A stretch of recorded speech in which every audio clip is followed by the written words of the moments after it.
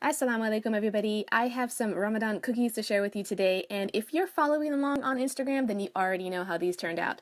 So you're going to start out with 3/4 cup of sugar. Now I'm using brown sugar because that's what we mostly keep in the house, but you can use any sugar you'd like, and 1/3 of a cup of butter. And don't forget that the complete recipe will be in the description box below, as well as 1/3 cup of oil and a tablespoon of milk. And I put 2 teaspoons of vanilla, but you can put as much as you'd like, and you can even add cinnamon if you'd like, and 1 egg.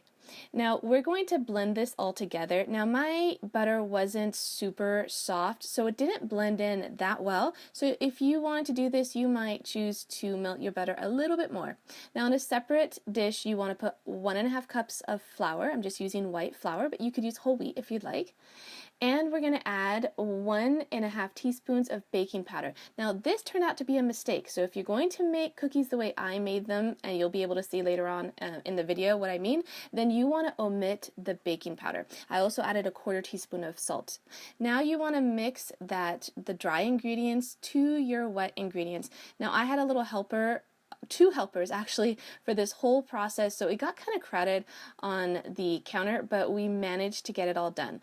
Now don't forget to preheat your oven to 375 degrees. Now I am also using these beautiful holiday cookie cutter set. They're from Salam Designs, and they have the masjid, a crescent, a star, and a lantern.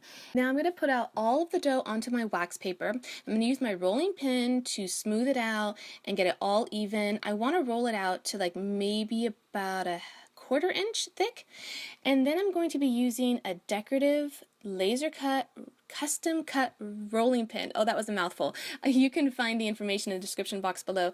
I had this made a couple years ago. I found a vendor on Etsy that did this. It is so beautiful. The rolling pin is a work of art, and of course, you can get your own custom rolling pin on Etsy. So mine says Ramadan Mubarak. Now once I rolled it out, I put the dough in the freezer for about 10 minutes because I found that it was a little bit easier to cut the shapes that way, and then they would lift off of the wax paper a little bit easier.